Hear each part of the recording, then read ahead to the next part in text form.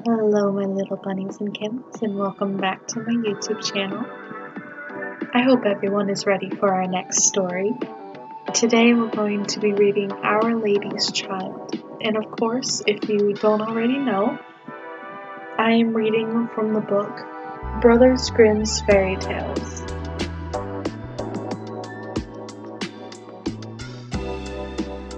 Our Lady's Child.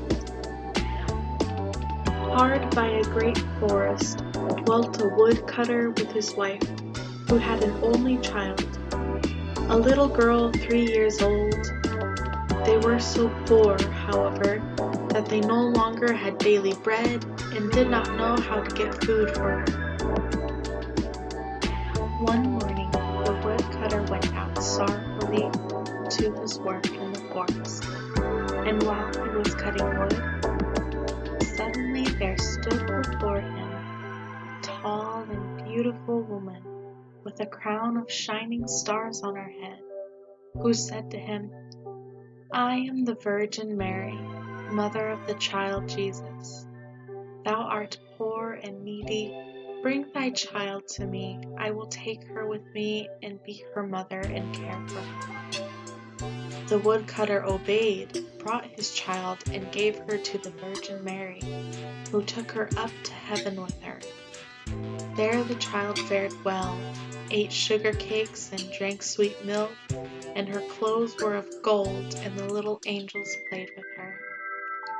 And when she was 14 years of age, the Virgin Mary called her one day and said, "Dear child, I am about to make a long journey, so take into thy keeping of the keys of 13 doors of heaven.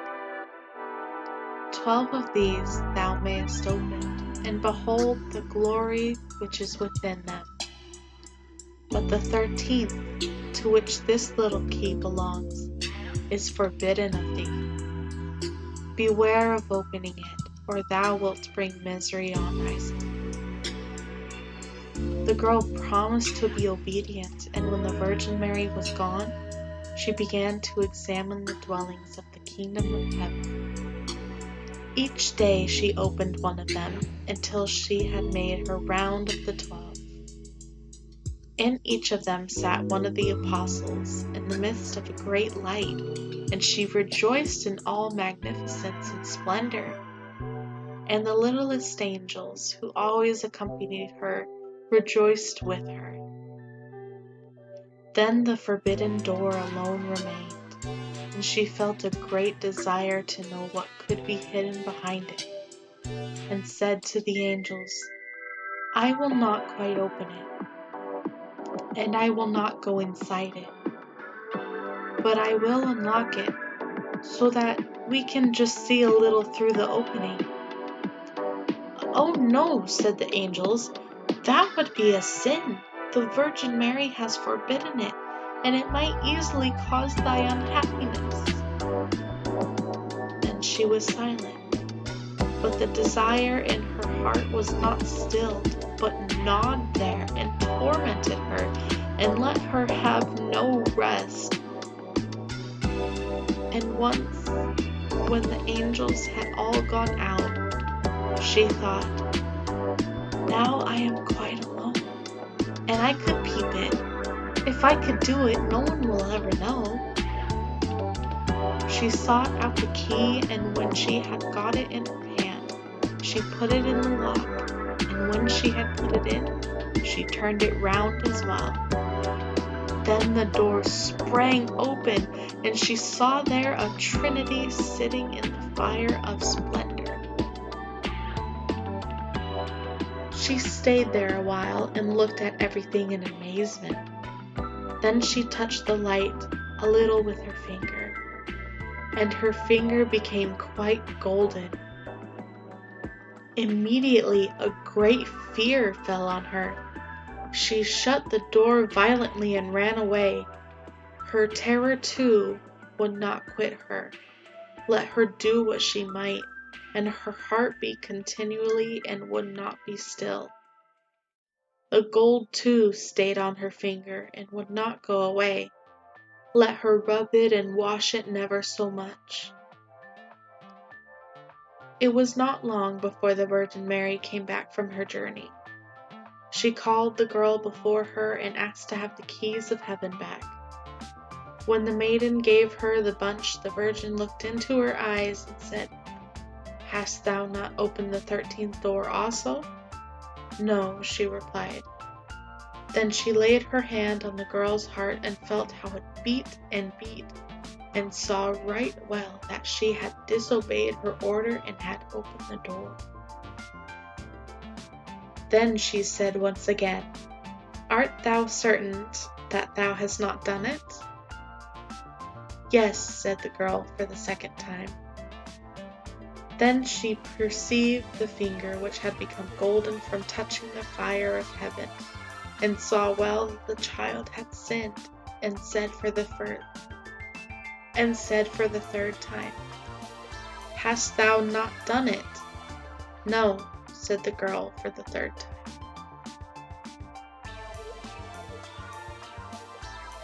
Then said the Virgin Mary, "Thou hast not obeyed me, and besides that thou hast lied.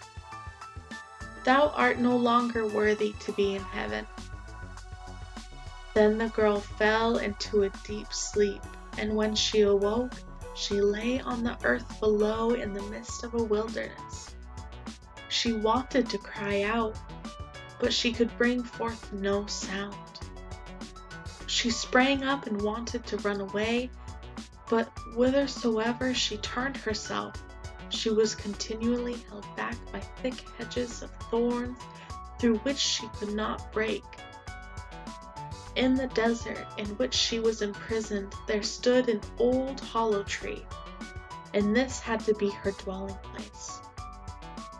Into this she crept when night came, and here she slept. Here too she found a shelter from storm and rain, but it was a miserable life, and bitterly did she weep when she remembered how happy she had been in heaven, and how the angels had played with her. Roots and wild berries were her only fruit, and for these she sought as far as she can go. In the autumn she picked up the fallen nuts and leaves and carried them into a hole. The nuts were her food in the winter, and when snow and ice came, she crept amongst the leaves like a poor little animal that she might not freeze. Before long her clothes were all torn, and one bit of them after another fell off her. As soon, however, as the sun shone warm again, she went out and sat in front of the tree, and her long hair covered her on all sides like a mantle. Thus she sat year after year, and felt the pain and misery of the world. One day, when the trees were once more clothed in fresh green, the king of the country was hunting in the forest, and followed a roe.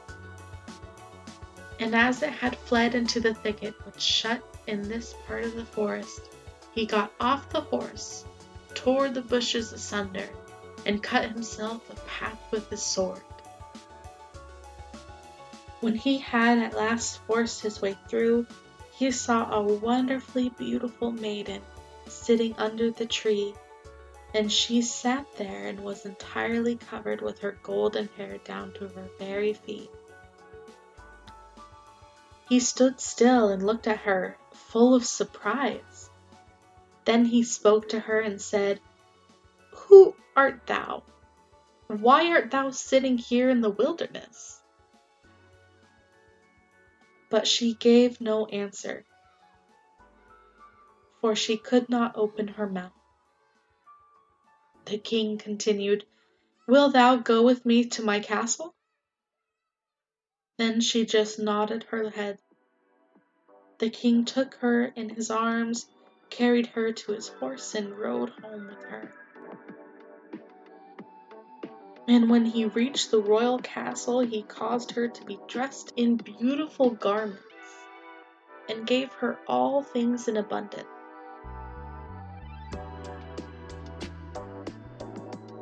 Although she could not speak, she was still so beautiful and charming that he began to love her with all his heart. and it was not long before he married her. After a year or so had passed, the queen brought a son into the world. Thereupon the Virgin Mary appeared to her in the night, when she lay in her bed alone, and said, "If thou wilt tell the truth and confess that thou didst unlock the forbidden door, I will open thy mouth and give thee back thy speech. But if thou perseverest in thy sin and deniest obstinately, I will take thee back thy speech. But if thou I will take thy newborn child away with me." Then the queen was permitted to answer, but she remained hard and said, "No, I did not open the forbidden door." And the Virgin Mary took the newborn child from her arms and vanished with it. Next morning, when the child was not to be found, it was whispered among the people that the queen was a man-eater and had killed her own child. She heard all this and could say nothing to the contrary. But the king would not believe it, for he loved her so much. When a year had gone by, the queen again bore a son. And in the night the Virgin Mary came again to her and said, "If thou wilt confess that thou openest the forbidden door, I will give thee thy child back, and untie thy tongue. But if you continuest in sin and deniest it, I will take away with me this new child also." Then the queen said again, "No, I did not open the forbidden door." And the Virgin took the child out of her arms and away with her to heaven.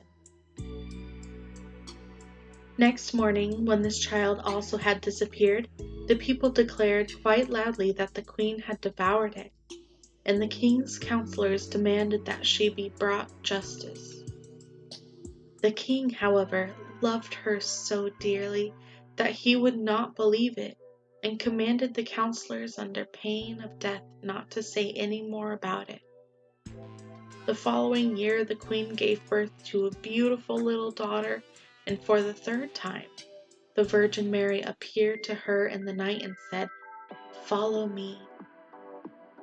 She took the queen by the hand and led her to heaven, and showed her there her two eldest children, who smiled at her and were playing with the ball of the world. When the queen rejoiced thereat, the Virgin Mary said, "Is thy heart not yet softened? If thou wilt own that thou openest the forbidden door, I will give thee thy two little sons." But for the third time the queen answered, "No, I did not open the forbidden door." Then the Virgin let her sink down to earth once more, and took from her likewise her third child. Next morning, when the loss was reported abroad, all the people cried loudly, "The queen is a man-eater, she must be judged." And the king was no longer able to restrain his counselors. Thereupon a trial was held, and she could not answer and defend herself. She was condemned to be burned alive. The wood was got together, and when she was fast bound to the stake, and the fire began to burn round about her, the hard ice of pride melted. Her heart was moved by repentance, and she thought, "If I could but confess before my death that I opened the door." Then her voice came back to her, and she cried out loudly, "Yes, Mary, I did it." And straightway rain fell from the sky and extinguished the flames of fire, and a light broke forth above her. And the Virgin Mary descended with two little sons by her side, and the newborn daughter in her arms. She spoke kindly to her and said, "He who repents his sins and acknowledges it is forgiven." Then she gave her the three children, untied her tongue, and granted her happiness for her whole life. Well, that was a quite happy story. Thank you everyone for listening to Our Lady's Child. If you like this video, don't forget to like, comment, share, and subscribe. And I'll see you next time, my little bunnies and kittens. Bye-bye.